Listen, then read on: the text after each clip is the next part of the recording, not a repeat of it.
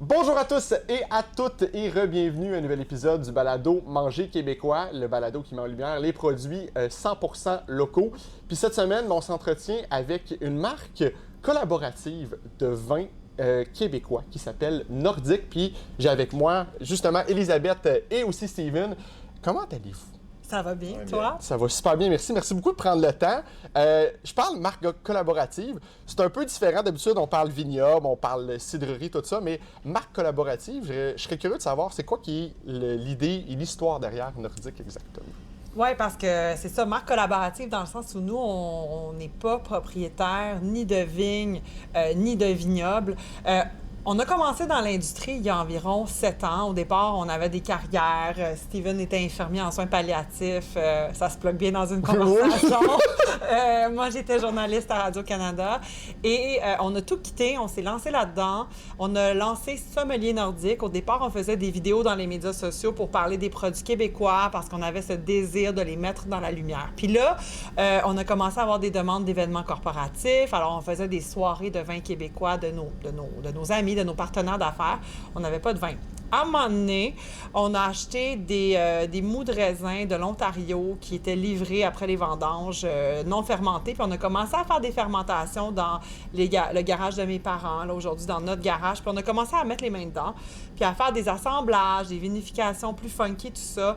De fil en aiguille, on avait un bon ami vigneron au vignoble Les Bacantes à Hemingford qui nous a offert de faire une collaboration. Donc on a acheté une amphore de terracotta, on a mis du céval blanc là-dedans, sur peau, puis on a fait un vin orange. Quelques centaines de litres. Okay. On a mis un branding, label, une étiquette sommelier nordique à nos couleurs, selon notre goût, notre vision des choses. Puis on a écoulé ce projet, ce produit, la quarantaine de caisses, en quelques téléphones. Puis là, on s'est dit, oh, OK, on a quelque chose comme une marque de vin entre les mains. Ça se fait beaucoup à travers le monde, des vinificateurs, winemakers qui n'ont pas de vigne, qui achètent des raisins, qui louent des parcelles, qui ramassent des raisins, qui font des vins à leur image. On pense à Thomas Bachelder dans le Niagara, par exemple, qui est un très bon exemple, un Montréalais qui est établi là-bas. Que ça serait un bon gars sur ton podcast. C'est des super bons vins aussi que j'aime beaucoup. Très divertissant, le gars. Okay. Mais pour revenir à notre projet, donc c'est ça, de fil en aiguille, on a bâti ensuite une gamme de cidres collaboratifs avec la cidrerie Milton. C'est comme ça que tu nous as connus. Oui. On est en SAQ avec cette gamme de cidres-là. Donc, on prenait les pommes de chez Milton, on allait chercher des pots de raisin des vignobles voisins, puis on les mettait dans le cidre pour faire des cidres au vin ou des cidres qui goûtaient le vin léger ou avec des arômes de vin. Et c'est comme ça que ça a commencé de manière plus grandiose, parce que là, on est passé de faire 40 caisses à quelques milliers de bouteilles par année. Et là, cette collab-là de cidre a donné lieu à une collab de vin. On est aujourd'hui au vignoble Château-Fontaine à Saint-Hyacinthe, la belle ville de Saint-Hyacinthe, les plus belles terres agricoles au Québec. Et on a lancé un partenariat avec le vignoble Château-Fontaine, qui a des super beaux raisins, bon an, mal an, qui a un surplus de production. Puis on a commencé à vinifier avec eux la première année. On a fait une centaine de caisses, 1000 bouteilles, mettons. Puis cette année, on est à 25-30 000 bouteilles. Donc, c'est la 3e année. On est en train d'embouteiller le 3e millésime. Alors, petit train ira loin. On a décidé de se concentrer uniquement sur la gamme de vins pour la suite des choses avec Sommelier Nordique. Pour toutes sortes de raisons, on pourrait y revenir. Mais pour nous, on est des gens qui viennent du vin puis on revient à nos premières amours. Alors, c'est pas mal ça. Je sais pas si, Steven, il y a des choses que tu as rajouté sur cette question. Je pense que j'étais parti. T'es parti, t'es allé. On a canné l'intro. On a canné l'intro. Mais là, justement, tu parles de revenir à vos amours du vin. Mais c'est quoi qui a été le déclic de partir de Radio-Canada, infirmier, faire comme on va retourner dans le vin, regarde, sans l'outante, on aime ça. C'est quoi le déclic que tu te fais, hey, on abandonne tout, puis on passe ça? Oui, bonne question. Je sais pas si on a la même réponse. Moi, le déclic, ça vient du nord de l'Ontario. Okay. Sudbury. C'est là où on a passé les 4 premières années de notre relation amoureuse, Steven et moi. On est un couple. En fait, on s'est rencontrés à Trois-Rivières. J'étais à Radio-Canada là-bas. Mais j'ai eu une offre très rapidement pour aller animer une émission de radio à Sudbury. Puis j'ai dit à Steven, « Ah ouais donc, suis-moi dans le nord, le gros. » Et il s'est laissé tenter par l'aventure du nord de l'Ontario. On y a passé 4 ans. Et pour moi, c'est en revenant au Québec après 4 ans dans le nord de l'Ontario, à vivre dans la nature avec une certaine tranquillité. Il y avait ce côté, l'immensité. C'était un autre beat de vie complètement. Puis quand on est revenu, il n'y avait plus rien qui était pareil. Et on a décidé de changer de vie. On est revenu à Montréal, où Steven n'était pas montréalais d'origine. Donc, on arrive en ville, puis on s'est dit, on est à contre-courant, plus rien n'est pareil. Il faut qu'on scrape toute notre vie, puis qu'on reparte à zéro. Alors, puis Steven avait développé la passion du vin, je pense. Mais on a accroché au vin en Ontario. C'est là qu'on s'est mis à déguster beaucoup ensemble, s'intéresser au vin, oui, international, mais surtout au vin du Niagara. Quand tu vas au LCBO, on recule de quoi? Ça va faire bientôt, 10 ans qu'on est... 7 12 ans? ans et demi, mon Non, mais quand on enfant. était en Ontario. Oui, c'est pas Ça mal, fait ça. 12 ans. Aïe, aïe, aïe. Ça nous rajeunit pas. Fait que non, déjà, il y a 12 ans, t'imagines, tu rentres au LCBO, puis j'avais l'impression que la moitié du magasin, c'était des trucs de l'Ontario. Si tu comptes les spiritueux, la bière et le vin. Puis j'étais comme tabarouette. Il me semble que nous, au Québec, la SAQ, je me souvenais même pas d'avoir déjà vu des produits du Québec en SAQ, tu sais.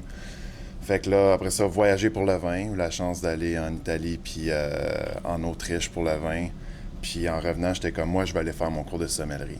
Là, j'étais vraiment embarqué, puis de dire, je pense que j'ai fait le tour avec mes soins palliatifs, puis je vais retourner en resto. Ça a été ma seule et unique job étudiant de travailler en restauration. J'étais comme d'y aller, mais du côté vraiment plus vin, de devenir sommelier, de gérer mes cartes, c'est vraiment ça que je voulais faire.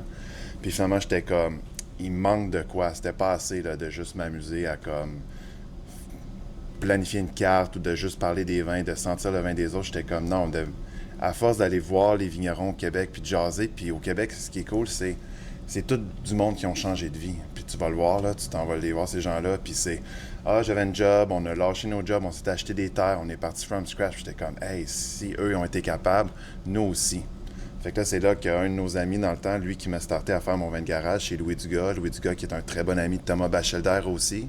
Il a dit « Si tu veux commencer à mettre les mains dedans, on va t'acheter une barrique, on va t'installer, tu vas acheter ton mot Niagara. » Fait que là, elle a commencé à faire des vinifs, puis de comme tester justement c'est quoi la fermentation, tu sais. Puis la fermentation, finalement, ça se fait quand même relativement bien, naturellement. Puis là, j'étais comme, OK, fait que les vinifs nature et tout, c'est super le fun. Puis là, de dire, OK, je pense qu'il y a peut-être quelque chose à faire avec le vin, puis de dire, ça va être notre brand. Puis d'utiliser le fait qu'on aime le vin, qu'on déguste beaucoup, qu'on connaît notre vin, pour essayer de faire quelque chose au goût du jour. Parce que l'idée, c'était vraiment de faire des vinifs créatives au goût du jour pour plaire aux consommateurs. Parce qu'au Québec, j'ai l'impression que la game de vin n'est pas exactement la même que ce que tu vois à l'extérieur. On a la SAQ. Moi, je compare souvent la SAQ aux anciens clubs vidéo dans notre temps, où est-ce que tu allais au club vidéo, à chaque mardi, tu avais tes nouveautés. En plus, on a la bière. La microbrasserie, c'est super fort au Québec. Les boutiques spécialisées ont des nouveautés à chaque semaine. Fait que le client est habitué à ce que les batchs des trucs changent. C'est jamais exactement les mêmes affaires. Il y a du fine-tuning. Même si on garde les mêmes recettes, il y a des nouveaux produits à tout bout de champ qui sortent. Fait que le consommateur au Québec sait ce qu'il a envie. Fait que de dire, tu peux pas t'asseoir sur... Ça fait 8 générations que je fais du vin. Voici mon blanc, mon rosé, mon rouge, puis ça va être ça pendant les 300 prochaines années. Non, faut qu'à chaque année, tu retournes à ta bas dessin, puis c'est un bon challenge. Hein. On peut pas s'asseoir sur nos mêmes recettes puis faire les mêmes affaires. Mais je suis totalement d'accord avec toi parce que c'est ça, c'est le monde du vin a tellement changé, puis on le voit avec les clients, ça change, tu sais, de plus en plus. Même pour ma part, moi j'aime avoir un vin qui change à toutes les années. Tu sais, d'avoir toujours la même constance. Il y a des personnes qui cherchent ça, puis ça c'est tout à fait correct. Mais d'avoir quelque chose, tu te dis, je goûte un vin une année, puis dépendant, ben on le voit avec les changements climatiques, tout change, température, l'humidité, tout ça, ben ça va changer ton goût du vin.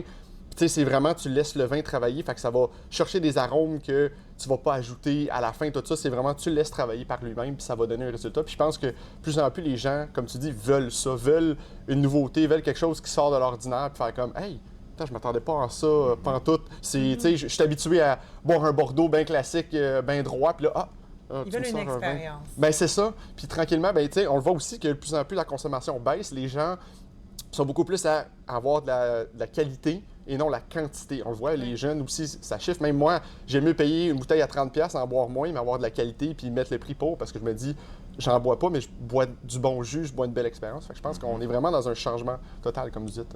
Puis nous, avant de se lancer dans la confection de vin ou de cidre collaboratif, on a fait tellement de terrain, on est comme parti par la fin de la chaîne de production du vigneron québécois, c'est-à-dire que Le vigneron québécois doit commencer sa carrière en allant, d'abord en achetant une terre, évidemment, mais en allant magasiner les futurs raisins à la pépinière, de les planter, de les élever, d'être patient, de bâtir tranquillement, pas vite, la patente en partant de la terre. Nous, on est parti de l'autre bord, en partant du consommateur, du client, parce qu'on faisait des événements quand même pas mal à l'époque.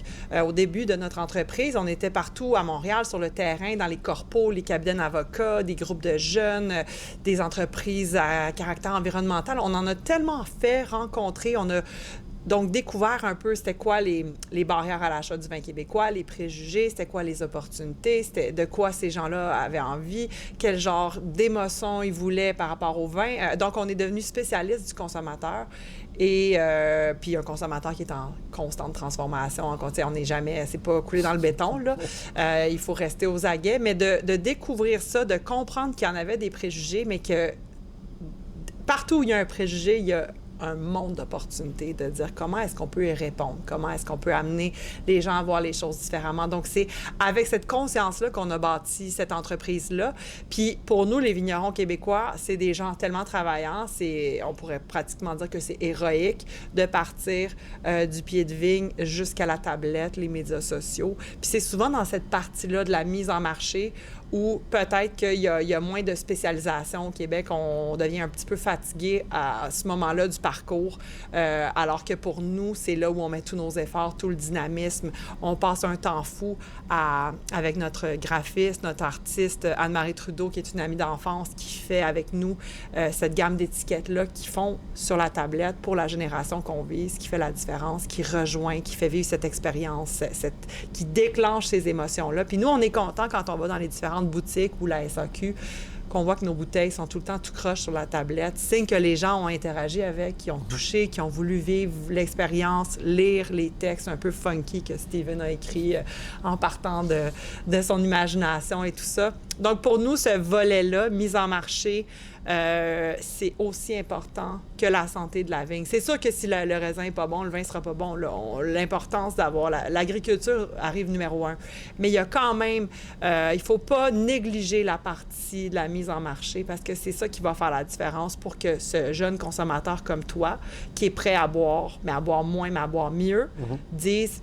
Bien, ça va être en buvant. Je vais choisir une bouteille québécoise qui répond à mon besoin d'émotions fortes, d'expérience, peu importe. Puis nous, c'est là-dessus qu'on travaille. On y met autant d'attention. Puis je pense que pour nous, ça fait la différence. Puis ça permet à notre entreprise d'être en croissance puis de toucher davantage de gens. D'année en année, on est dans... Disons que la pente, elle ne monte pas de même. Là. Non. Mais, mais elle monte tranquillement. Elle monte tranquillement. Mais justement, là, tu touches à un point qui est intéressant. Fait que selon toi, tu penses que c'est vraiment un avantage, l'approche que vous avez, qui vous mettez vraiment autant d'efforts, le consommateur, que le produit, pour pouvoir être capable de se démarquer puis d'aller chercher cette nouvelle génération-là qui shift complètement, excuse-moi l'anglicisme, mais de côté pour pouvoir consommer l'alcool. Bien, c'est sûr qu'on ne fait pas les choses comme les autres. Alors, est-ce qu'on est... parfois, on peut se sentir comme un mouton noir, mais de moins en moins. Parce que ce qu'on voit... Parce qu'au départ, quand tu pars une business, tu as un syndrome... plus en tant que femme entrepreneur, là, je sais pas pour Steven, mais le syndrome de l'imposteur, puis là, il faut que tu gagnes ta confiance en toi, puis que tu t'imposes. Puis... Mais là, après 7-8 ans là, de tout ça, on arrive à un moment où on se dit la façon dont on fait les choses, qui est singulière à nous, il n'y en a pas tant que ça. Il n'y a pas vraiment d'autres modèles similaires aux nôtres. Il y en a eu un petit peu à gauche, à droite, mais on est quand même unique à faire les choses telles qu'on les fait, avec multiples partenaires, des produits qui viennent de différentes terres et tout ça.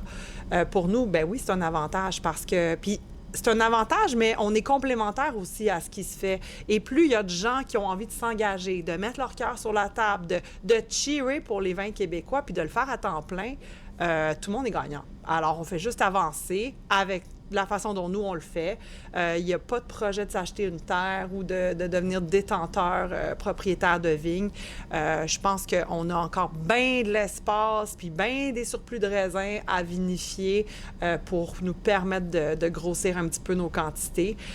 Puis l'idée, c'est pas de devenir un vignoble commercial à 5 millions de bouteilles parce qu'on veut justement garder un contrôle qualité. On veut continuer de mettre les mains dedans. Steven aime ça, arriver dans les vendanges quand il est dans le rouge, il a tous les doigts sales, puis Là, ils essayent des différents savons, puis ce côté-là plus artisanal, artistique. Mais je pense qu'il faut être fier de faire les choses différemment pour essayer de faire avancer une industrie qui a besoin d'avancer. Alors, allons-y comme ça, puis on est à fond. Puis ben là, tu as touché justement, il y a plein de raisins qui restent qu'on peut essayer de faire des vins avec ça. Mais tu sais, on parle vraiment de développement durable, puis d'essayer d'avoir le moins de rejets. On voit beaucoup de collaborations des entreprises, que ce soit des morts de raisins qui sont donnés à des microbrasseries, des choses comme ça. Fait que de faire ça, en même temps, bien, vous êtes conscient de l'environnement, on ne fait pas de gaspillage, puis bien, à ce moment-là, les produits qui restent d'un vignoble, bien, en fait, vous autres, vous faites un plaisir, vous êtes capable de créer quelque chose aussi à ce moment-là. Puis il y a aussi un désir de ne pas avoir une dette de 2 millions de dollars en partant de zéro. De surconsommation, d'aller acheter après ça tous les mêmes équipements que tout le monde a, parce que tout le monde au vignoble, la réalité du vignoble québécois, c'est qu'on est relativement petit si on regarde la superficie des vignes versus ailleurs, parce que les saisons végétatives sont super courtes. Fait que là, finalement, tout le monde finit par s'acheter un tracteur, un ci, un ça. Il faut bâtir un bâtiment, un chai, des cuves, matériel d'embouteillage, un entrepôt. Fait que là, on est capable de maximiser ça, justement, puis de pouvoir l'utiliser un peu plus, parce que reste que c'est pas de l'équipement qu'on utilise. Tu sais, le pressoir, il sort une fois par année, là. Fait que c'est vraiment poche de pas pouvoir, de penser, en fait, de juste surconsommer pour rien, quand on est capable de juste maximiser ce qui existe déjà, là. Puis c'est des grosses bébites, là. C'est capable de presser longtemps et solidement ces belles bébites-là. Puis ici, on a le meilleur exemple. On est dans un entrepôt du vignoble Château-Fontaine, puis pratiquement la moitié des bouteilles qui se trouvent ici, c'est des petits Nordiques prêts à sortir sur les marchés. Et si nous, on n'était pas là, ben ça serait, tu sais, dans la mesure où on... En tout cas, si je me fie à comment vont les choses, puis à quel point d'année en année avec le vignoble Château-Fontaine ou même avec Milton à l'époque, quand on a eu l'essor des cidres, on a grossi les quantités d'une année à l'autre, signe que pour les partenaires, il y a un intérêt à développer ce genre de projet-là. Nous, on arrive, on est dynamique, on est sur le terrain, on rencontre les différents... Tu sais, on est tout le temps en SAQ, dans les boutiques spécialisées, à faire connaître les produits, à parler des vins québécois. On a fait tellement aussi de formations auprès des différents commerces spécialisés sur les particularités du vin québécois, comment on vend les vins québécois avec passion en utilisant le storytelling derrière la bouteille. Donc ça, c'est notre approche. On a fait des formations au sein des vignobles aussi, dans les équipes de vente, les représentants en vente pour les amener à penser l'expérience. Comment est-ce qu'on peut défoncer les portes pour le vin québécois? C'est peut-être pas en débarquant avec un langage de sommelier hyper pointu. Pour moi, c'est de raconter l'histoire, de parler du propriétaire, de son changement de vie, des défis qu'il traverse, de la dernière saison végétative. OK, il y a eu un gel, on a sorti des feux pendant la nuit, c'était épique.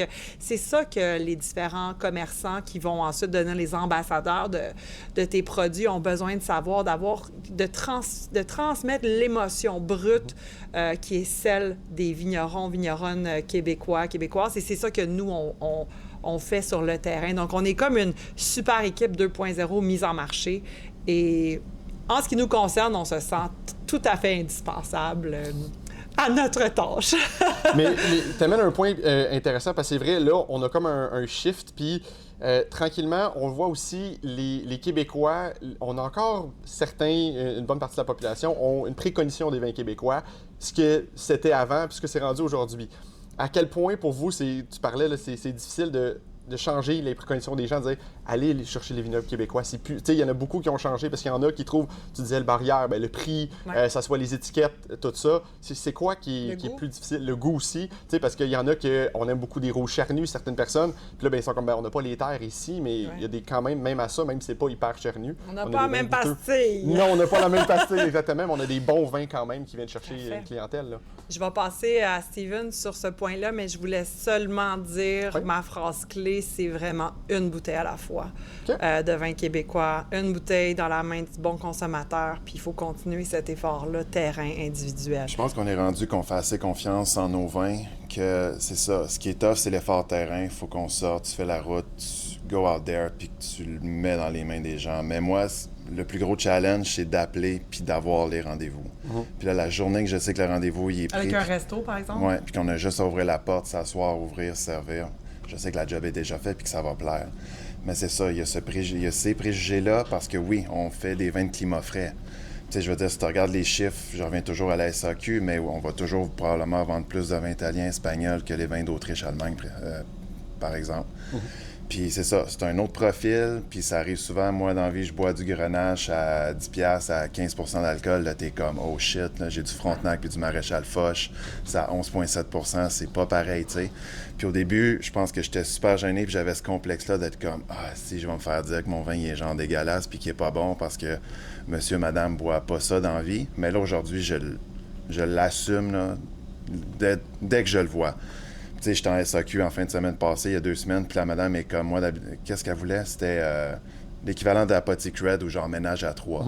Puis là, le conseiller accroche la madame, puis il est comme, hey, mais venez goûter ça, c'est fruité. Puis là, j'étais comme, ceci est exactement pas ce que vous recherchez, mais ça me fait plaisir de vous faire goûter. Juste de comme, hey, on s'assume, là. On est en fraîcheur, on a des acidités élevées, on n'a pas de tanin. Puis non, je ferais pas semblant de mettre genre toutes sortes de patentes dans mes vins pour essayer d'aller faire ça. Chacun a son modèle d'affaires puis sa philosophie de qu'est-ce que tu fais avec ton vin. Mais moi, c'est pas ça. Puis je suis rendu assez fier de ce qu'il y a dans la bouteille pour dire c'est pas ça, c'est pas aromatique et charnu, mais vous savez quoi, c'est bon. Puis il y a une gang de monde qui aime ça aussi. Puis ce même vin dont il parle s'appelle, c'est notre nordique Parc La Fontaine, qui est en SAQ, une exclusivité en rouge pour la SAQ. Puis donc, il y a la question, est-ce que le vin est bon? On fait des dégustations animées à côté là, pour aller faire goûter une gorgée à la fois, puis ensuite une bouteille à la fois qui passe à la caisse. Mais ensuite, on parlait de la génération, plus jeune génération qui veut vivre une expérience. Donc, c'est pas juste est-ce que le vin est bon, est-ce que ma bouteille est belle? Est-ce que j'ai envie de l'avoir sur ma table? Est-ce qu'en regardant la bouteille, je vis une émotion positive? Et nous, on l'a poussé un petit peu plus loin. C'était un genre de petit test là, qu'on a fait avec notre Parc La Fontaine en lui donnant un nom évocateur. Donc, Parc La Fontaine, qui est un lieu emblématique. Moi, j'ai grandi à Montréal, tellement, puis là, tu vas me pardonner l'expression, mais les chillings au parc, que ce soit au Parc Laurier, Parc La Fontaine, furent nombreux. Et cette idée d'avoir une couverture dans la pelouse, puis de s'installer avec des craquelins, des petites, du humus, un petit verre de vin, et puis on joue à la pétanque, on s'amuse, on refait le monde et tout ça. Donc, c'était d'évoquer ces moments-là où le temps s'arrête. Puis beaucoup de gens me parlent pas tant du vin. Bon, c'est sûr qu'ils vont avoir une idée en le dégustant. Par exemple, en SAQ, c'est-tu bon, c'est pas bon? OK, on passe cette première barrière-là. Ensuite, ils veulent savoir pourquoi le nom, qui a fait l'étiquette, c'est quoi, pourquoi une bouteille transparente. Et donc, ça va bien largement au-delà de l'aspect qualitatif du jus. C'est vraiment le côté 360. Puis nous, on travaille là-dessus. C'est ça notre cheval de bataille. Et jusqu'à maintenant, on continue. On va déguster plus tard, d'entrée de jeu, plutôt le vin blanc, nouveauté à la SAQ qui s'appelle Voyage Astral. Puis là, on a mis un vaisseau spatial sur l'étiquette avec des coraux. C'est très coloré. Puis Voyage Astral, hein? On s'est rendu compte que notre clientèle, mettons, à majorité féminine, les femmes 25 à, disons, 40 ans, professionnelles. Puis, en tout cas, moi, je viens d'avoir 40 ans, donc je suis à la limite d'être mon client cible, un petit peu dans le côté vieille, mais pas trop vieille. Et Voyage Astral, pourquoi? Parce qu'on voit un regain de tout cet intérêt pour le volet ésotérique de la vie humaine, le tarot, les conversations sur l'astrologie qui sont partout dans les médias sociaux. Puis les gens qui nous suivent puis qui nous repartagent, bien souvent vont partager du contenu de ce genre-là. Puis nous, on s'est dit, bien, Voyage Astral, c'est un nom hyper large, qui fait rêver, qui nous amène ailleurs, qui peut très bien correspondre aussi à juste cette idée d'évasion. Donc, on essaye autre chose. On verra comment ça va être reçu. Puis, on va avoir un coffret promo avec une bougie qui évoque les arômes du vin. Donc, comment est-ce qu'on peut repenser l'expérience de la dégustation? Pour nous, ça compte, c'est là où on va gagner la guerre. C'est la guerre contre nous-mêmes, là, de dire comment est-ce qu'on peut faire mieux d'une année à l'autre, d'une cuvée à l'autre, pour mieux toucher le cœur de notre consommateur. Mais là, tu as touché quelque chose d'important, de faire une chandelle à l'effigie du vin. On le sait olfactivement, puis même au côté au nez, on se rappelle tellement des saveurs. T'en veux une, hein? Non, mais tu sais, dans le sens que souvent, tu vas sentir quelque chose, mettons, tu rentres dans une bâtisse, puis là, tu te dis, tu sais, ça sent comme si j'étais chez ma grand-mère, des choses comme ça ramène des souvenirs. Fait d'être capable de, même aussi, quand on est en restauration, en cuisine, d'avoir juste les sens olfactifs. Tu sens quelque chose, là, tu es capable de saliver, tu es capable d'entendre. Fait que le faire avec un chemin, avec le vin, tu sens quelque chose, c'est pour ça que tu bois, tu es capable de déguster, mais tu es capable de faire des parallèles avec plusieurs choses. Fait que c'est vraiment, ça te fait vivre une expérience, puis ça t'amène tellement de sensations. Parce que les accords mets vins, ça demeure fondamental à notre vie, à tout le monde qui fait du vin. est-ce qu'on peut juste mettre un petit peu d'originalité là-dedans, tester un petit truc un peu champ gauche pour voir. Si ça va marcher, bien tant mieux. On va peut-être faire fortune avec une gamme de chandelles parce que pour l'instant, on est loin de faire fortune avec le vin. Mais c'est une profession de foi, là. Il faut vraiment y aller avec le bâton de pèlerin puis de dire, nous, on a mis notre cœur sur la table, on a tout quitté pour faire ça, puis on n'est pas en train de penser de vouloir arrêter, même si c'est pas une affaire d'argent, là. C'est une affaire de passion, c'est une affaire d'exprimer notre créativité, puis d'avoir la vie qu'on veut à travers tout ça, empreinte d'émotion, quand on parle à notre graphiste, puis qu'on est en train de voir les brandings arriver, là, derrière toi, il y a toutes nos prochaines étiquettes qui ont été imprimées, puis quand on les regarde, c'est tellement... c'est précaire, mais c'est tellement extraordinaire en même temps. Mais on le voit aussi à toutes les rencontres que je fais avec, peu importe les entreprises, on voit la passion que vous avez quand vous faites vos trucs. On le voit que c'est pas de l'argent c'est votre première chose qui vous attire vers ça. C'est vraiment, de faire vivre une expérience aux clients, de le faire découvrir, faire des produits qui sortent de l'ordinaire. Le partage. Mais oui, c'est ça. Puis c'est comme ça que tu apprends énormément, tu découvres ça. Puis je pense que c'est tout à l'avantage de ce qu'on a au Québec, de faire vivre une expérience avec les produits, puis de partager nos histoires, tout derrière, parce que tout produit une histoire, puis c'est ça qu'on veut entendre, savoir d'où le processus est parti, d'où est-ce qu'il est rendu jusqu'à la fin pour le produit fini, de voir toute l'histoire qui est derrière, que c'est parce que quand j'étais plus jeune, là, je me promenais, mettons, dans les marécages, puis tranquillement, c'est de ça de comprendre, OK, des souvenirs d'enfance qui amènent à ce produit-là, mais les gens sont capables d'avoir, un certain lien avec la personne qui le fait, faire comme, hey, OK, mais je comprends un peu, puis capable de, peut-être moi, ça m'amène à me rappeler quelque chose quand moi j'étais jeune, fait ça fait vraiment un échange qui vraiment plaisant par rapport à ça. Un moment donné, j'avais suivi un cours de marketing à HEC, puis il y a une phrase qui m'est tellement restée de dire si tu as le meilleur produit, le plus beau, le plus extraordinaire, good for you. Mais si personne ne le connaît, tu n'es pas plus avancé. Donc, on essaie, à travers la créativité qui est notre valeur ajoutée, notre talent, disons qu'on veut exprimer, de contrer ou de relever ce défi-là, si on peut dire, en utilisant la créativité. Comment est-ce qu'on peut faire que Nordic va être plus connu? C'est en se démarquant comme une entreprise hyper créative.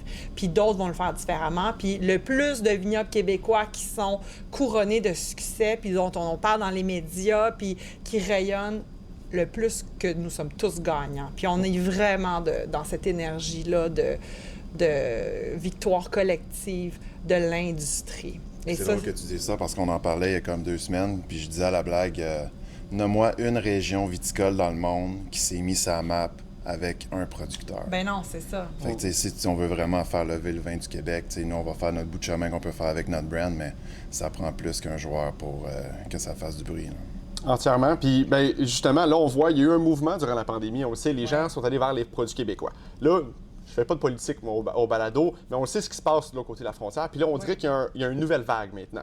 Puis ça surfe, mais il y en a qui ont une crainte, même moi, de savoir est-ce que ça va rester. Puis j'espère que ça reste parce que là, les gens, tranquillement, sont plus conscients. On va à l'épicerie, on regarde d'où ça vient, la provenance. Fait que là, maintenant, tranquillement, les clients sont un petit peu plus conscients de voir, sont un petit peu plus ouverts aussi à dire je vais aller vers des produits québécois. Je vais essayer de me tirer de ce que je prenais avant. Puis ils veulent essayer. Il y en a qui sont quand même encore réticents, mais de plus en plus, on voit que les gens sont prêts à faire OK, je pense que c'est le temps d'ouvrir nos horizons puis de découvrir ce qu'on a ici à la place de ce qu'il y a ailleurs.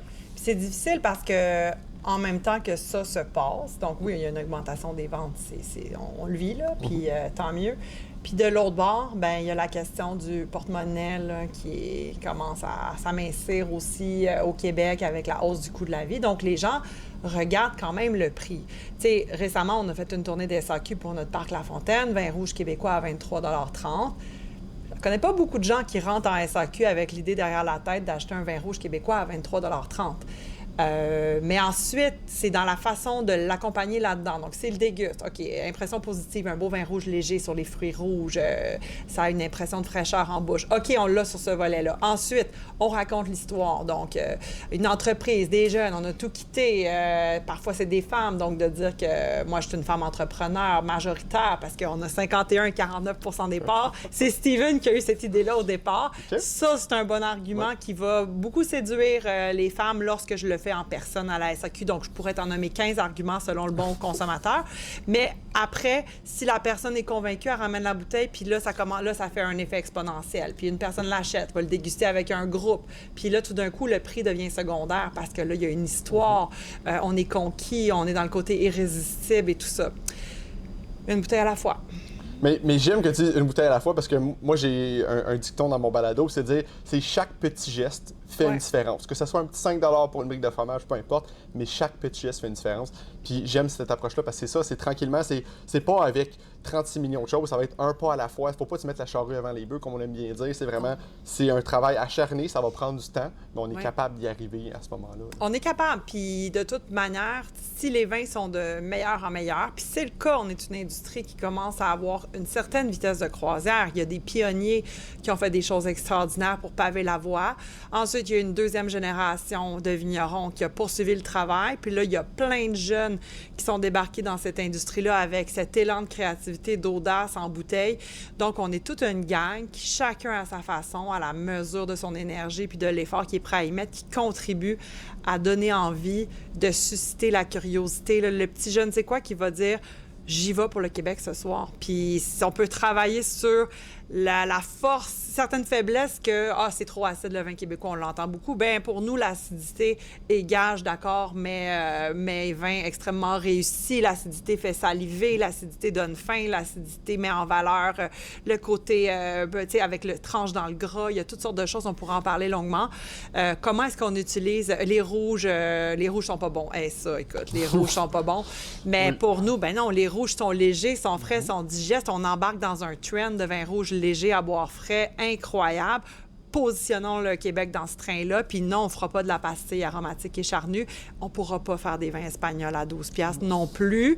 Mais là, on peut embarquer dans le côté, disons, plus naturel on n'a pas besoin de sulfiter autant qu'un vin qui va voyager jusqu'en Nouvelle-Zélande et ainsi de suite. Donc, il y a toutes sortes de façons d'expliquer aux consommateurs selon quels sont c'est où que son cœur est prêt à s'ouvrir. Est-ce qu'il est plus sensible à, par exemple, l'esprit de travail bio, vin naturel? Est-ce que c'est le fait local, encouragé, puis donc, que chaque dollar va créer des emplois? Puis il y en a qui sont plus sur le volet économique.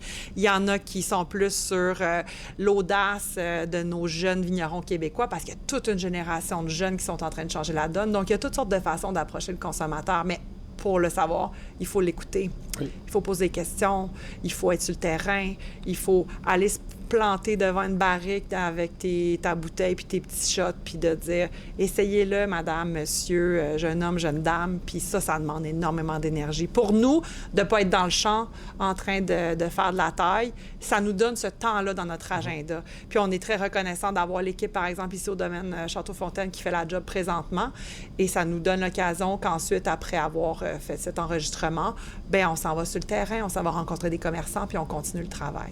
Puis tu parles de travail de consommateur, mais c'est ça, c'est d'aller voir les gens puis de leur expliquer, d'aller vers eux. C'est la meilleure façon d'aborder les choses. Tu leur parles, tu es capable de leur faire découvrir le produit, puis qu'ils t'écoutent, puis de dire « OK, tu as quelque chose qui n'est pas connu, mais prends le temps. Regarde, je vais t'expliquer, on va parler. » Puis je pense que c'est comme ça qu'on peut se démarquer, c'est d'aller vraiment... Parce qu'il faut l'écouter, le consommateur. C'est lui un peu qui a le dernier mot, c'est lui qui va l'acheter. Fait que d'expliquer ton histoire, d'aller vers derrière, là, à ce moment-là, tu es capable de l'accrocher, faire... OK, oui, OK, je vais le faire, ce petit geste-là. Tu es capable d'aller le chercher à ce moment-là. Oui, puis on suit des bons conseils aussi reçus au fait de la route. Je pense à notre voisin Pavino qui nous avait dit qu'il lui est un entrepreneur chevronné dans un autre domaine, puis qui nous avait dit « Garde pas le camion », mais là, aujourd'hui, on parle, là, puis on a de la jasette, mais garde pas le camion de la parole, là. Remets le camion à ton consommateur. Fait qu'est-ce que t'en penses une fois qu'il a goûté? Qu'est-ce que tu bois d'habitude? Qu'est-ce que tu manges ce soir? En quelle compagnie? Il y a comme tellement de bonnes questions à leur poser, puis de leur donner la parole, puis l'occasion d'exprimer leurs sentiments, leurs émotions, puis même souvent en brainstormant tout haut, parce que là, ils ont le camion, ils sont obligés de te parler. Ils vont arriver à se dire « Ah, mais peut-être que ce vin-là, dans ce contexte-là, je vais souper demain soir. » Parce que, sachant que je ne sais pas combien de bouteilles, près de 9 sur 10 sont achetées pour être consommées dans les 3 prochaines heures, là. Bien, souvent, moi, je remarque que le vin québécois, il ne s'en venait pas nécessairement pour acheter ça. Mais ensuite, ils vont dire « Je vais le prendre pareil. » parce que je vais être en compagnie de telle personne dans quelques jours, puis ça va bien paraître à ce moment-là. Il va être bien... ça va être le bon vin pour le bon moment. Puis ça, il faut aussi... encore faut-il donner la parole au consommateur pour qu'il puisse se donner cette occasion que sa pensée l'amène à le voir comme ça. Puis, tu as parlé justement, on change les vins, les gens, c'est pas nécessairement une grenache. Puis, on le voit tranquillement, là, les gens, des gros vins rouges puissants, 15,5 %. Tu veux plus ça nécessairement. On change complètement. Tu sais, quand il fait 40 degrés, là, c'est pas une grenache à 15,5 que tu veux boire. Tu veux un rouge, moi j'aime ça appeler ça un rouge glou-glou. Oui! On est un peu. Tu sais, puis je trouve que c'est le fun parce que tu sais, t'as pas l'impression qu'on a un pourcentage qui est plus bas d'alcool. Oui. Puis aussi, on a un taux de sucre qui est bas. Parce que là, on va pas se mentir, le consommateur, le sucre, il regarde check ça pour ça. à côté. Ben oui, essayer d'expliquer que le problème, c'est pas le sucre, c'est l'alcool. C'est d'essayer de l'amener, de faire OK, c'est beau, on va essayer de te trouver quelque chose que tu vas être content. Il n'y a pas beaucoup d'alcool, il n'y a pas beaucoup de sucre. Tu vas être content, tu vas avoir ce que tu veux à ce moment-là. Mais là, les gens, tranquillement, c'est ça, c'est plus vers quelque chose qui est plus léger, qui se boit bien, fait chaud dehors, c'est désaltérant tranquillement. Puis t'as pas l'impression d'être tout dehors chaud puis de suer quand tu le fais à ce moment-là. Tu prends une gorgée, tu peux le prendre tranquillement, Ouais. puis t'es comme OK. Tu sais, c'est rafraîchissant, puis ça y va comme ça. Puis encore là, il faut sortir du contexte du sommelier. Tu sais, Steven, il y a cette formation-là, mais il y a quand même cette ouverture à dire parfois, le meilleur accord avec le vin, c'est le contexte et non pas...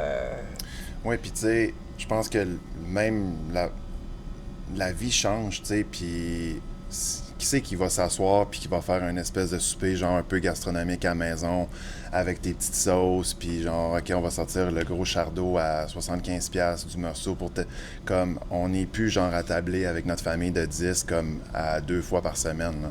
Fait que ça va vite, tu te fais un petit souper genre ben non, on n'ouvre pas 2 bouteilles, ça sera pas une bouteille à l'apéro puis genre mon gros rouge justement charnot au souper.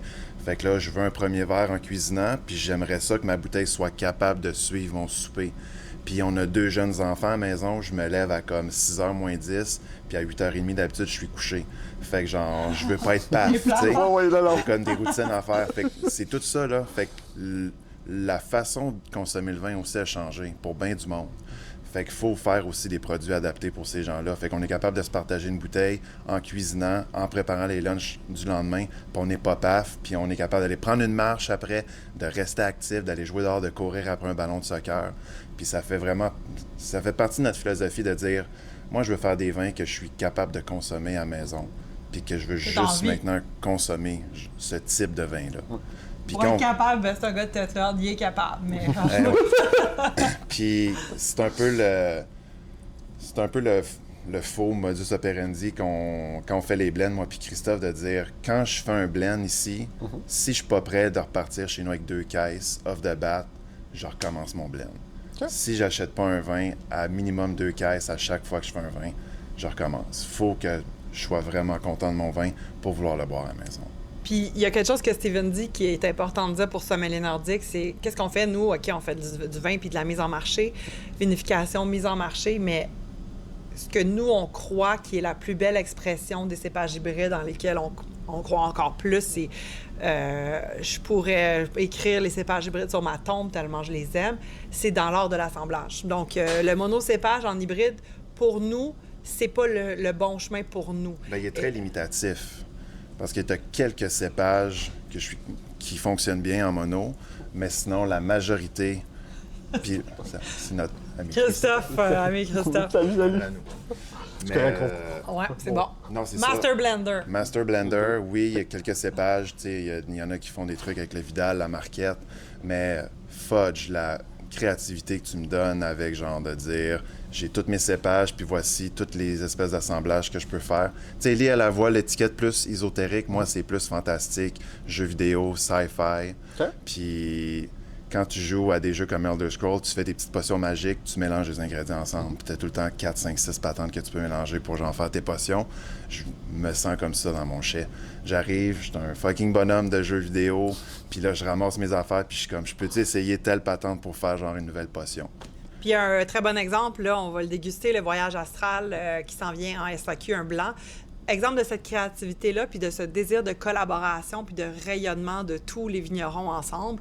Dans ce cas-ci, on a assemblé du Céval blanc et du Frontenac gris. OK. Puis la petite twist, c'est que depuis le début de notre projet, on est bien amis avec Fred Camille du Vignoble Camille, qui fait des chardons. Tremblay du Vignoble Camille. Ben, Ok. ça, c'est C'est Camille, bien. c'est un diminutif de Tremblay, donc c'est correct si je dis Fred Camille, mais c'est officiellement Fred Tremblay Camille du vignoble D'accord. Camille de Fred Camille, et qui fait du chardot, du pinot noir, du pinot gris, donc des superbes cépages internationaux dans des plus petites quantités. Et cette année, il nous a offert 2 choses.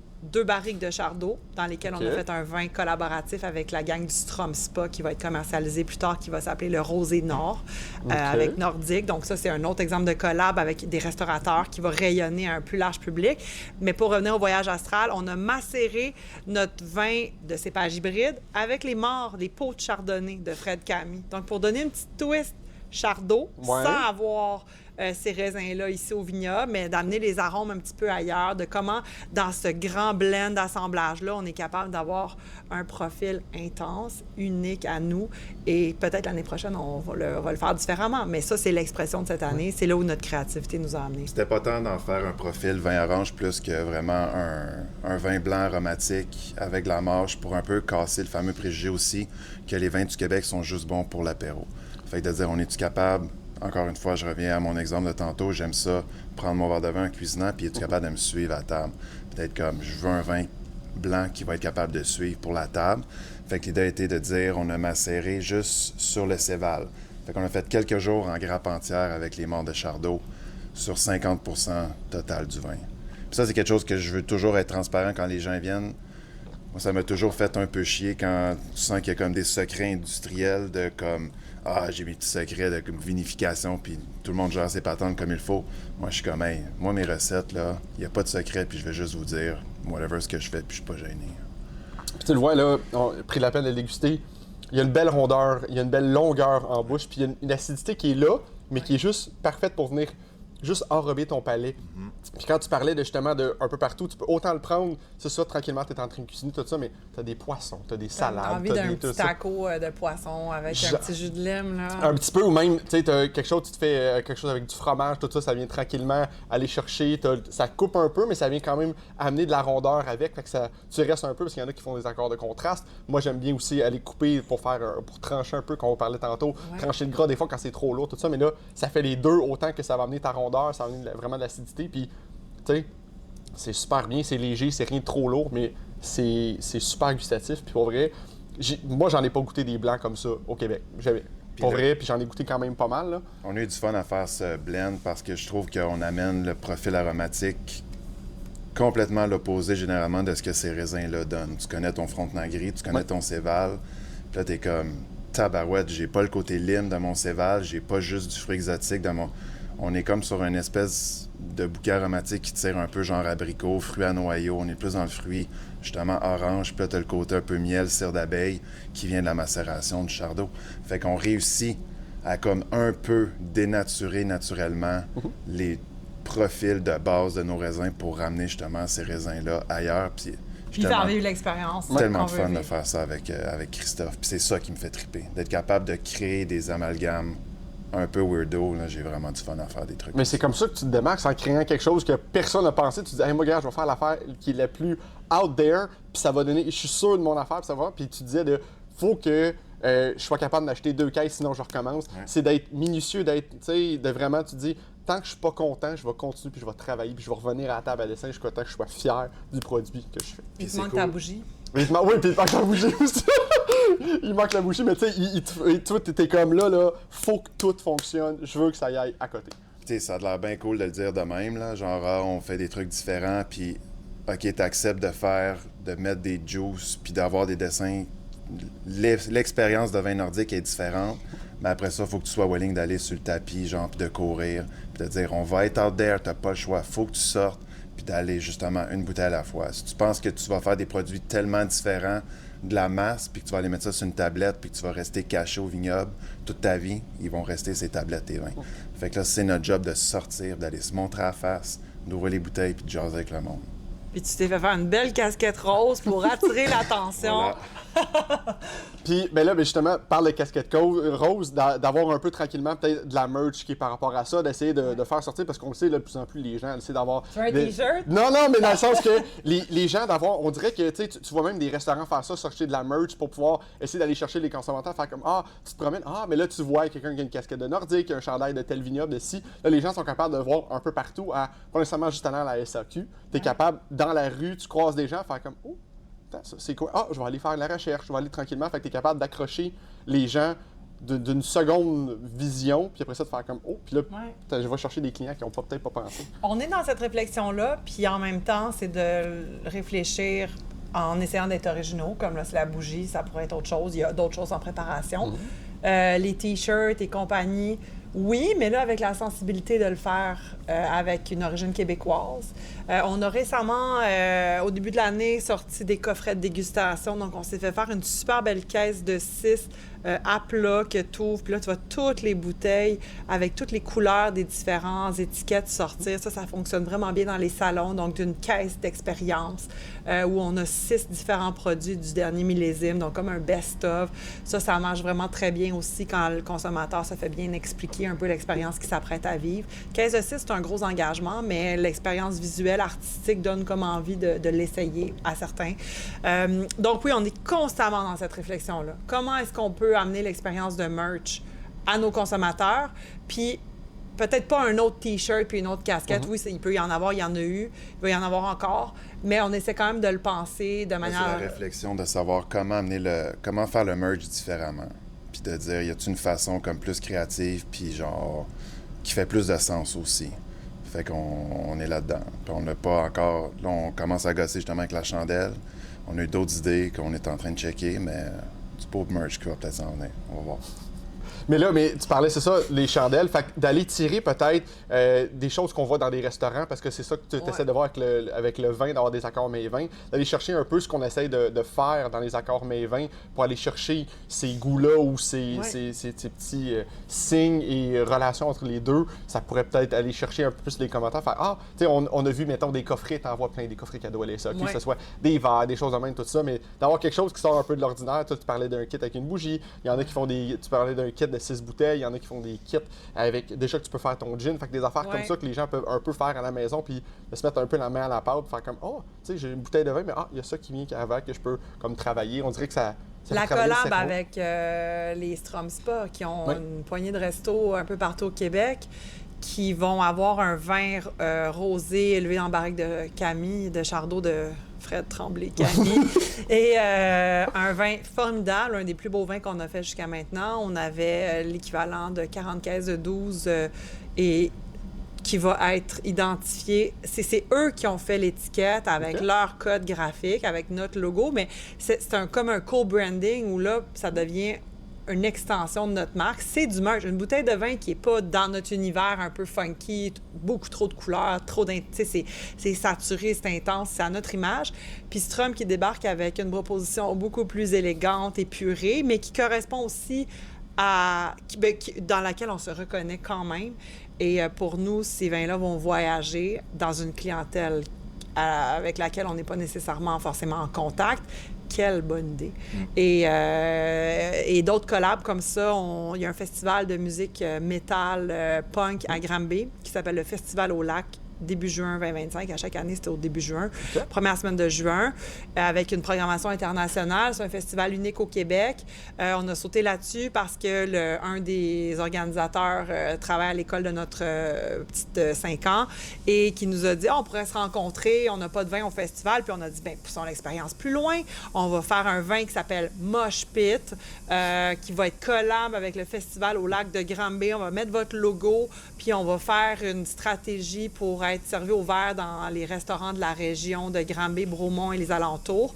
Puis comme ça, c'est pas du merch, mais c'est une expérience dans la marque, un peu vue différemment, puis on y va cuvée par cuvée, puis à chaque année, peut-être l'année prochaine, ça va être autre chose. Fait qu'il faut constamment faire son deuil de certains brandings parce qu'on est toujours en train d'en refaire des nouveaux, puis c'est beaucoup de création, beaucoup de frais de graphisme. Effectivement, notre plus grosse dépense pour nous, c'est l'or. Mais c'est notre façon à nous de nous démarquer. Fait que notre bouteille, puis tous les petits projets spéciaux autour de celle-ci sont une façon d'exprimer du merch, mais différemment, parce que cette bouteille-là, elle génère une émotion, ça, c'est sûr. Fait que là, 20-21 juin, le festival de métal, vous écoutez le mosh pit. Non, c'est genre 4, 5, 6, 7, quelque chose comme 4, 5, 6, 7. Bon, ben, regarde, allez sur le festival de musique Festival métal. au lac de Granby. Au lac de Granby, vous allez trouver ça, vous allez être capable de le voir, vous allez voir, vous allez Mosh trouver un pit. vin. Mosh pit. Puis on va être là sur place aussi pour servir au verre nos différentes cuvées. Donc, on a participation au festival, c'est une autre façon aussi de le voir, de faire ce genre de partenariat où on fait découvrir nos vins à des gens qui viennent, a priori, boire de la bière. Mais t'en as toujours. Puis il y a un nombre grandissant de gens qui cherchent des trucs sans gluten, qui cherchent que la bière, ça peut être un peu lourd pour certaines personnes, surtout en approchant la quarantaine. Fait que là, tu débarques avec ton vin qui répond au code un peu de l'univers de la bière, cidre. On est comme un peu tout ça en même temps, fort de nos influences des dernières années. Et on est capable de ramasser ce client-là puis de lui dire... Viens ici. Tu vas avoir une expérience aussi. Ouais. Laisse ta bière à côté, viens t'en voir, tu vas voir, tu vas être content. C'est ça. Alors... Mais tu parlais des frais de graphiste, tout ça, puis on dirait que c'est plaisant d'en voir. C'est que vous êtes comme un peu jamais satisfait, vous êtes toujours pensé à l'autre, la prochaine affaire. Vous êtes content, parfait, OK, on passe à l'autre. On y va tout le temps, puis on veut toujours chercher de la nouvelle affaire. OK, ça c'était beau, mais là, on peut aller encore plus loin, on peut aller chercher. Puis je pense que ça démontre que tu t'assois jamais sous tes lauriers, tu es toujours prête à aller à la prochaine étape, puis tu lâches jamais, puis tu pousses. C'est comme ça que. Parce qu'il y en a qui vont, OK, ben là, moi, je suis connu depuis 15-20 ans, c'est beau, correct, mon nom a été fait, c'est beau, ça va être fait, ça va se vendre tout seul. Mais vous autres, c'est juste, on continue, puis c'est comme non, on va pousser tout le temps les limites, tout le temps plus loin jusqu'à temps, puis vous allez continuer à le faire pour des années. C'est ça notre rapport, humble apport à cette industrie. Et si plein de gens ont cette même volonté de contribuer en toute humilité, en faisant les choses à sa façon, selon ses valeurs, avec l'énergie qu'il est prêt à y mettre, ben let's go! Puis... Mais j'aime ça, puis ben là, justement, j'aime faire l'exercice avec toutes les compagnies. Je sais que projeter dans le futur, des fois, c'est un petit peu plus difficile. Mais si je vous dis dans à peu près les 5 prochaines années, ce serait quoi vos buts à essayer de faire, exemple, d'où vous voyez l'entreprise de maintenant à dans 5 ans? Je sais que c'est beaucoup 5 ans, ça peut être un peu moins. Hey, mais... Nos enfants vont genre être proches de l'école secondaire, ça va être autre chose, ils vont faire leur nuit, il n'y aura plus de couches. Fait que c'est ça, c'est tout. C'est un bon but. Non, pour vrai, au niveau du vin, c'est de... Bon, là, on a notre partenaire Saint-Hyacinthe, ça serait de développer un autre terroir québécois, peut-être un autre terroir canadien auquel on rêve. Là, de nordique, c'est évocateur de bien plus que le Québec. C'est sûr que le Québec demeure notre terre promise, là où tout a commencé et tout ça. Je pense que ce serait pas faux de dire qu'il y a un potentiel canadien. Il y a certainement une culture de vin canadienne à développer au Canada. On pense à l'explosion des frontières aussi au niveau de la vente de vin, des barrières à l'exportation, genre en Ontario, que passer une bouteille de vin québécois en Ontario, c'est genre plus difficile que n'importe où ailleurs, tu sais. Alors, ce volet-là, on y croit beaucoup, puis on va être là, puis on va être prêt, puis on commence déjà à travailler nos textes en anglais dans le but de faire cette percée canadienne éventuelle, peut-être américaine, mais c'est pas vraiment un objectif, les États-Unis, pour l'instant, à cause de toutes les circonstances. Mais donc, que le mot nordique soit évocateur d'un peu plus canadien que uniquement Saint-Hyacinthe, genre. T'sais, on parlait de football tantôt avant le début du show, mais ma première vraie grosse victoire de playoff, ça serait d'installer solidement nordique en SAQ pour que ça soit une des brand références en vin du Québec. Fait que ça, on se donne, c'est ça, 3-5 ans, là, d'installer nordique bien fort. Pour la jeune génération aussi qu'on vise en particulier. Évidemment.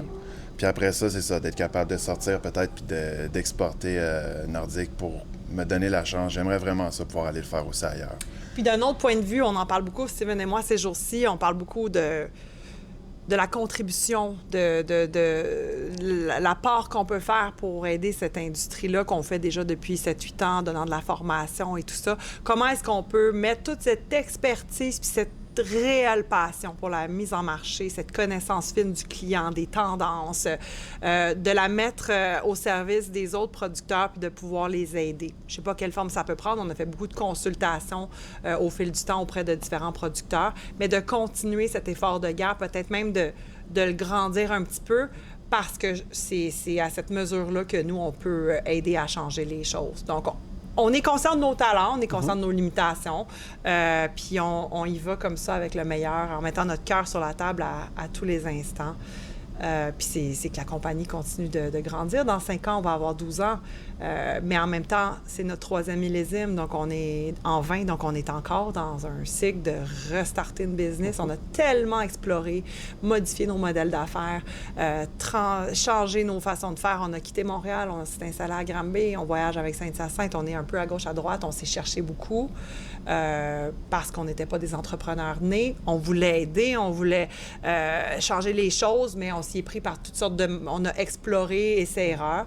Puis là, on arrive avec quelque chose de pas mal plus solide, une brand de vin. On dit que c'est une brand de vin et c'est une expertise aussi en mise en marché au service de l'industrie.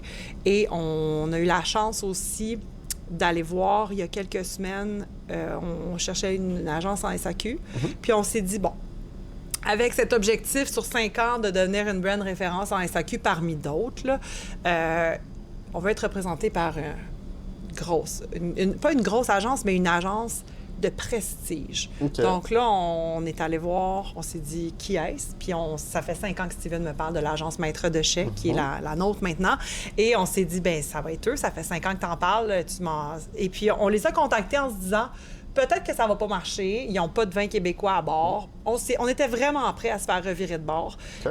On a mis comme, on s'est gratté l'ego, puis on l'a laissé dans le char, en se disant, on est prêts à tout, puis finalement, pratiquement on the spot, moyennant 2 rencontres, ils sont venus voir le vignoble, ont vu un peu qu'est-ce qui s'en venait en cuve et compagnie, puis ils ont dit, on embarque, on est à fond avec vous, puis on va vous aider à développer ce plan, sur un plan stratégique de développement de marché en SAQ, puis on est passé de 20 à 150 succursales, puis là, on fait des dégustations, puis on a un plan promo, puis c'est comme si on joue dans une autre ligue présentement. Ça s'est passé très rapidement, mais on voit qu'on a la bonne équipe, le bon entourage pour atteindre cet objectif-là. Puis c'est une machine très impressionnante, puis nous, on se fie à eux, là. Puis on met tous les efforts, le temps, la conciliation travail-famille, on split là, les chiffres de garde les enfants, OK, un samedi sur 2 en SAQ. C'est beaucoup de temps, beaucoup d'investissement, beaucoup de sacrifices, mais il n'y a pas d'autre façon que d'être sur le terrain.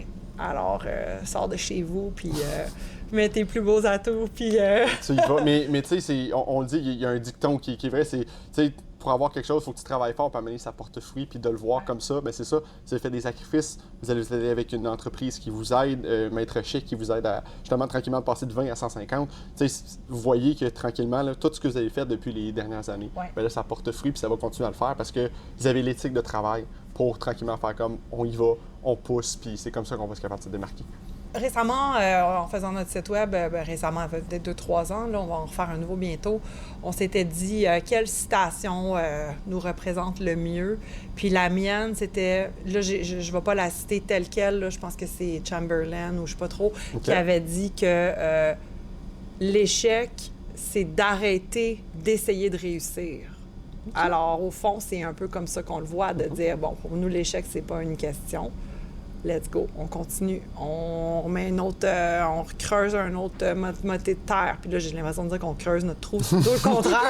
On édifie la colline. Donc, on en remet dans la montagne pour qu'elle aille. Donc, mais en tout cas, tu comprends. Oui, je comprends ce que tu as dit. De faire un bon péronisme, là, c'était comme affreux. Mais bref, on continue d'essayer de réussir.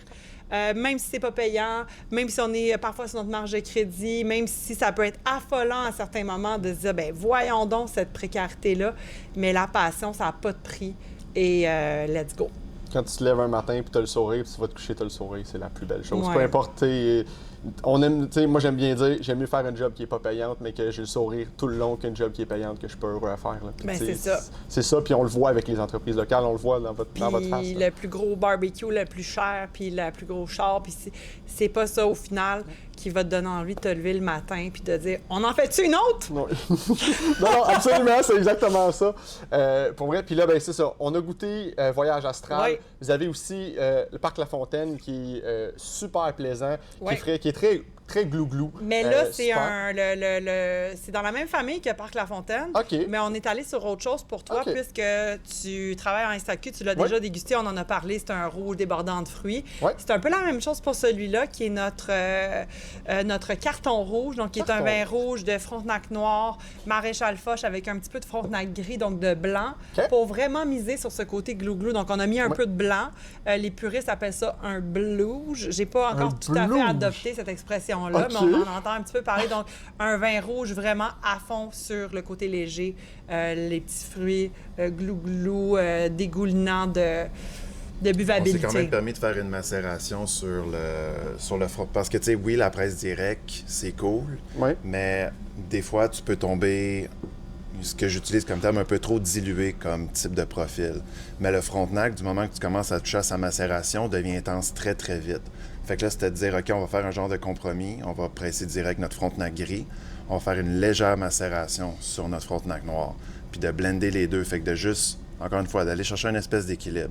Je voulais pas que ça soit trop light, mais Ouais. je voulais pas non plus tomber dans le profil Frontenac traditionnel. OK. Puis ben, tu le vois, en le goûtant, tu as une belle acidité. Puis après ça, tu le vois, une longueur.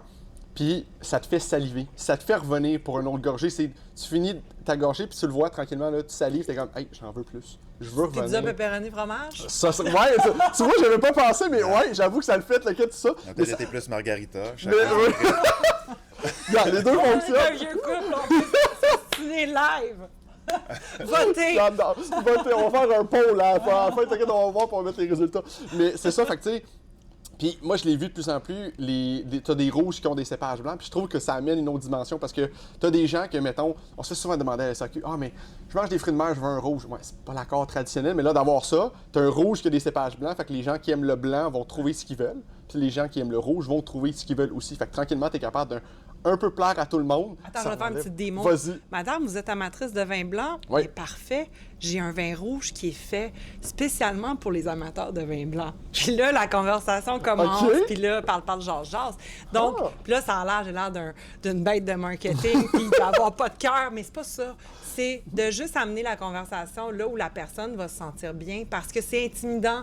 La SAQ, c'est intimidant à l'épicerie quand tu arrives dans la rangée de vin ou en boutique spécialisée. Les gens, c'est un mur là, avec plein de couleurs, plein d'étiquettes, plein de pays, plein d'ici, plein de rangées.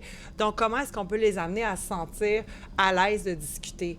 Donc, ça peut avoir l'air carnassier de marketing. Pas du tout. C'est juste pour engager la conversation puis générer une connexion.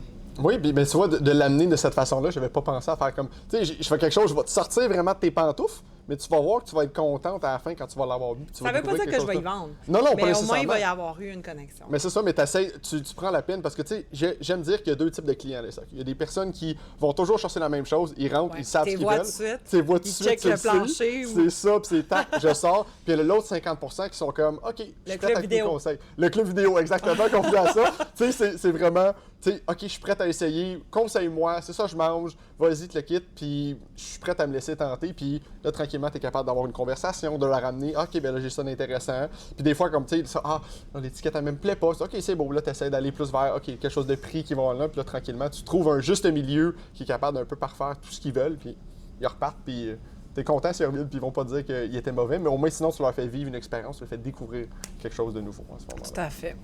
Fait que j'ai hâte de. Puis tu vois, vraiment, de voir, là, j'ai goûté les trois. De Parc La Fontaine, celle-là, tu quittes, c'est trois spectres complètement différents.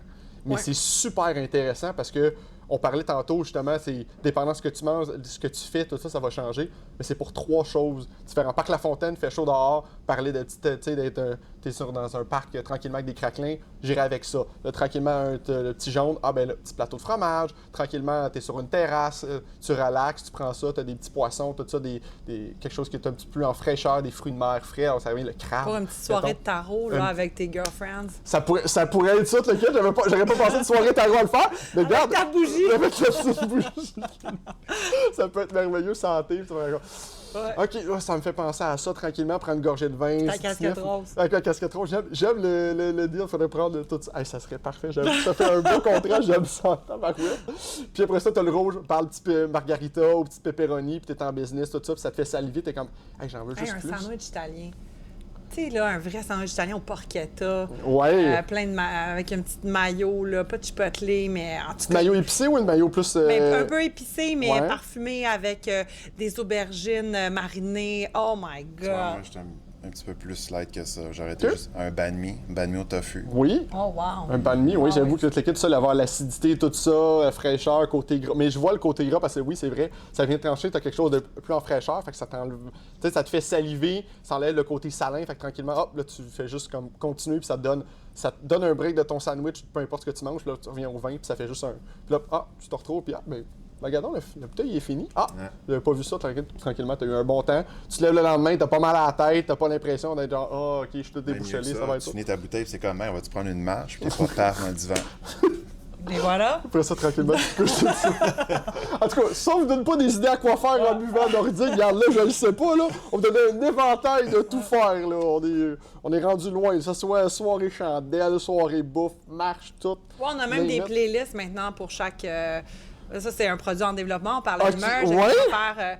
Donc, nous, on est des grands amateurs de musique, de découverte musicale. OK. Et on a commencé ça là, à développer une playlist pour chaque nouveau produit qui va sortir. Donc, tu ouvres ta bouteille, tu allumes ta bougie, tu mets ta casquette. Je vais sur une île déserte et j'apporte.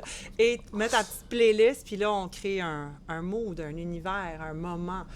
Pour nous, c'est ça. Dans l'effervescence de la vie familiale, jeune entreprise, blabla, on a toutes sortes de problèmes à gérer dans la vie comme tout le monde. Et comment le vin peut être un moment? Le vin, c'est un bon moment. Ouais. Et pour nous, ça vient avec qu'est-ce que ça sent dans la maison ou dans le four, avec ce qu'on cuisine, ce qu'on va déguster, le palais. Bon, qu'est-ce qu'on a dans nos oreilles comme environnement musical irrésistible qui va nous donner le côté, le temps s'arrête, on est 100% là.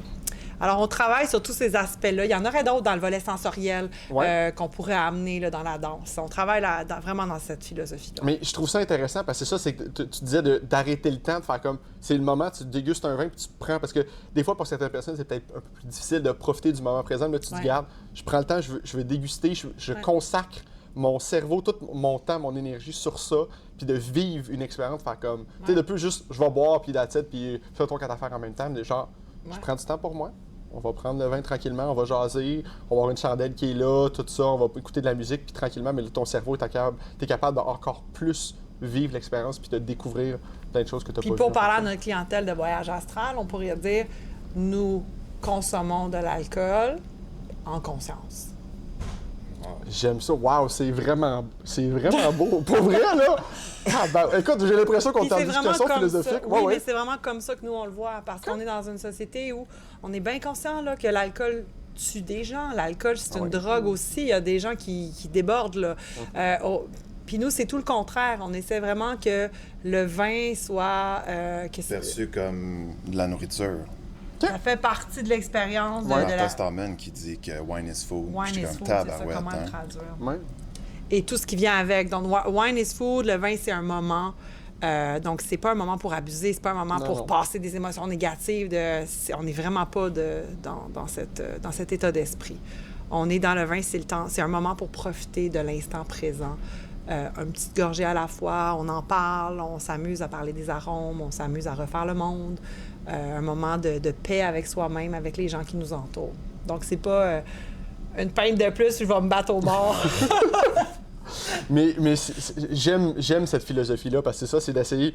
On parlait depuis le début là, de changer ce spectre-là, puis c'est ça, là, c'est de changer la consommation au complet, puis de vivre, puis d'aller vers la nouvelle génération, faire comme, regarde, on va te changer complètement ce que tu connais. Tu consommes peut-être moins, mais on va te changer complètement. On va te sortir de ta zone de confort. Tu vas voir, tu vas être content, puis tu vas aimer ce que tu vas vivre comme expérience. Oui, puis le vin va devenir...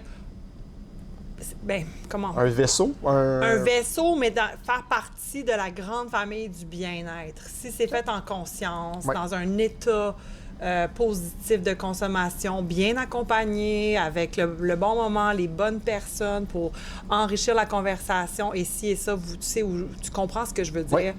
je veux pas dire que le vin est bon pour la santé, c'est pas Non, ça, non, mais non. qui fait partie, disons, de la grande famille d'un état de bien-être. Pour nous, c'est dans cette direction-là qu'on veut s'inscrire dans le cœur des gens qui vont choisir nordique. Mais c'est des beaux mots. Puis, écoute, j'ai l'impression que tranquillement, Quand je parle avec de même... Oui, non, mais j'ai l'impression tranquillement, mon côté Là, je suis philosophique, dans- ouais, t'es dedans, là, t'es dans l'hiver. Il manque juste la chandelle pour Ouais, les c'est effluves, pour être correct avec ça. Puis là, t'as parlé de plusieurs endroits. Où est-ce qu'on peut trouver les produits nordiques pour que les gens à la maison le sachent? Ouais. Le site web, tout ça, les réseaux sociaux, pour que tout le monde puisse le faire. Je vais Ouais. mettre les liens, mais où est-ce qu'on trouve nordique exactement? OK. Commence par caisse de 6. La caisse de 6, Caisse de six. sommeliernordique.com. Nos médias sociaux, c'est arrobas, ou en commercial plutôt, ça paraît que je suis dans les années 80, arrobas, en commercial, sommelier nordique, en un mot tout collé. Comment fonctionne la boîte de 6? 150$. 150$ taxes et livraison incluses dans la grande région Montréal, Estrie, pour 6 bouteilles de notre dernier millésime. Il y en a de toutes les couleurs, c'est vraiment chouette, toutes sortes de niveaux d'intensité et compagnie. La SAQ, où on a une percée avec il y a le Parc La Fontaine, vin rouge léger, Voyage astral qui s'en vient dans le courant du mois de mai 2025, un vin blanc avec une bonne part d'épaule, 21,50$, donc c'est ce désir de rester quand même abordable. C'est pas un vin espagnol à 12$, mais pas loin, 2 fois le prix, rien de moins. Et dans plusieurs boutiques spécialisées, surtout dans la grande région de Montréal, l'île de Montréal, Québec et les environs. Puis on n'a pas les mêmes cuvées en SAQ qu'on a dans les boutiques spécialisées. Donc on fait vraiment des assemblages différents pour que les gens puissent vivre toutes sortes d'expériences, puis aussi pour favoriser ces boutiques indépendantes d'avoir un volet exclusif. Et voilà. Donc à gauche, à droite, puis s'il y a des nouveaux points de vente, des gens qui n'ont pas de nordique dans leur communauté, peuvent toujours nous donner des suggestions, puis on contacte les commerçants, puis c'est une bouteille à la fois, une boutique à la fois, beaucoup de terrain, mais voilà, on est prêt à y aller.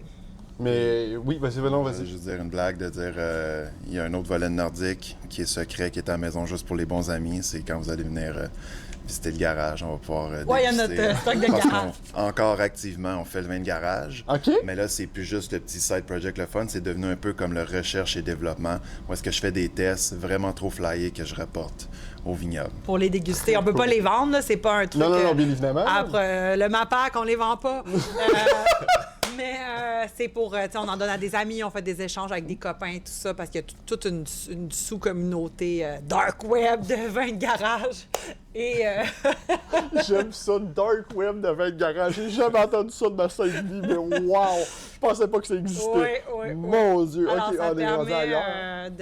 d'approfondir le plaisir, parce que là, c'est vraiment un travail de créativité, il n'y a pas de limite et tout ça. Tu sais, de genre, qu'est-ce qui arrive si tu mélanges du Gewürztraminer, du Cabernet Franc et du Matcha? On va voir un grand B cher. Oh mon Dieu, hey, oh, tu piques ma curiosité. Oh là là là là là là. Ouais, parce que là, c'est 3 affaires complètement. Oh mon C'est Dieu. flyé, mais Ouais. ça, de temps en temps. Ouais, mais ça pique ma curiosité. Tu vois, ça me dit. OK, mais je suis curieux de savoir. OK, je veux voir comment ça fonctionne. OK, ça pique. Tu sais, c'est pas comme genre, ouais, non, je le vois pas. Je suis comme, OK, laisse-moi Podcast sortir. part 2 dans notre garage. Part 2. Ouais. Regarde, l'invitation. Regarde, moi, je me dérange pas. Moi, je suis toujours ouvert à essayer de découvrir, mais c'est ça, des produits flyés. Moi, j'aime ça. Ça sort unique, ça te fait vivre une expérience. T'es comme, regarde, t'as-tu goûté ça? Tu penses que t'as déjà goûté quelque chose? Non, non, non. Goûte ça, tu vas voir. C'est champ gauche à côté, mais tu vas vivre une expérience de débile, puis tu vas t'en rappeler toute ta sainte vie. C'est la beauté des choses. Pour vrai, un énorme merci à vous deux. Nous avoir accueillis dans votre entrepôt, puis qu'on a pu jaser de tout ça. J'apprécie énormément. C'est un échange autant spirituel, philosophique, tout ça. J'ai appris énormément sur beaucoup de choses que je savais pas. Fait que je vous remercie énormément. Vous faites des produits exceptionnels. Puis je dis pas ça parce qu'il y a une caméra, je dis ça, puis tu sais, je suis très honnête dans la vie, puis vous faites vraiment des beaux produits, vous avez une belle approche, puis je vous salue là, pour ça. Là, Merci pour ton écoute. Ça fait plaisir. Fait que, est-ce que vous voulez me dire un petit mot de la fin à l'auditoire avant de partir, ou on Comme laisse ça. ça comme ça? Oh, ben écoute, faut que je regarde la caméra. Tu peux regarder la caméra, tu me regardes, tu sais, vas-y, comme tu veux, te le quitte, tout ça. Ben, je vais revenir à... Là, je suis un peu gênée. là. Salut. Non, mais c'est vraiment de revenir de dire, tu sais, chaque personne... la consommation de vin québécois est quand même pas si grande là, au Québec. Je pense que c'est 1% des parts de marché à la SAQ. ou 2 pour être plus précise. Et c'est chaque personne qui peut faire la différence en disant j'achète une bouteille de plus dans mon année, 2 bouteilles de plus et ainsi de suite, qui est ensuite redonnée dans l'économie. Ça crée des emplois dans le champ, dans le chai, sur les routes, dans les commerces spécialisés. Ça fait vivre des industries, ça fait vivre des entreprises. Il y a le volet de la SAQ qui revient dans les coffres de l'État. Donc, c'est un effort effectivement collectif, mais on ne veut pas que les gens achètent québécois parce qu'on fait pitié ou pour nous encourager, mais vraiment parce qu'il y a tout ce virage qualitatif, des bouteilles remplies d'émotions, de charme, avec des histoires à raconter. Donc, on veut que les gens embarquent dans le trip et que le volet « Je vous encourage » se transforme en « Je fais partie du trip et de l'aventure », puis on est tous ensemble là-dedans comme société. C'est vraiment des beaux mots pour elle. C'est une belle fin. Fait que, merci beaucoup à vous à la maison d'avoir été des nôtres. On se revoit très bientôt dans un nouvel épisode du balado Manger québécois. Mais entre-temps, n'oubliez pas de manger québécois. Allez, salut!